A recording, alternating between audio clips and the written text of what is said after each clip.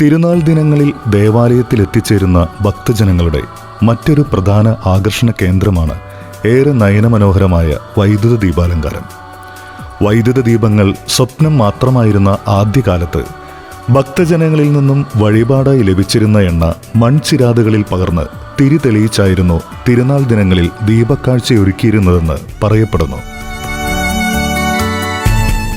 പാവറട്ടി തിരുനാൾ ചരിത്രത്തിലെ തിരുനാൾ ദീപാലങ്കാര ചരിത്രത്തിലെ തിളക്കമാർന്ന ഒരു ഏടാണ് ഈ ചിത്രം.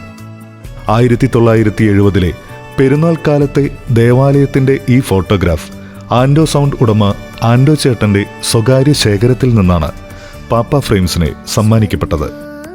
ദേവാലയ നിർമ്മാണമടക്കം തീർത്ഥകേന്ദ്ര ചരിത്രത്തിൽ നിർണായക സംഭാവനകൾ നൽകിയ ഫാദർ സക്കറിയാസ് പുതുശ്ശേരി എന്ന അന്നത്തെ വികാരിയച്ഛന്റെ ആവശ്യപ്രകാരം ആൻഡോ ചേട്ടൻ ദേവാലയ ചരിത്രത്തിലെ ആദ്യ വൈദ്യുത ദീപാലങ്കാരത്തിന് നിയോഗിതനായി ചരിത്രത്തിലേക്ക് നടന്നു.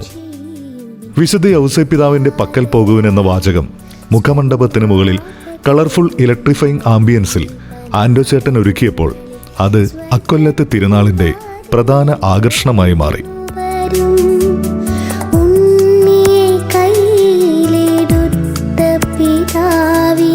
വന്ദനം ചെയ്യുവിൻ പത്യാദരാ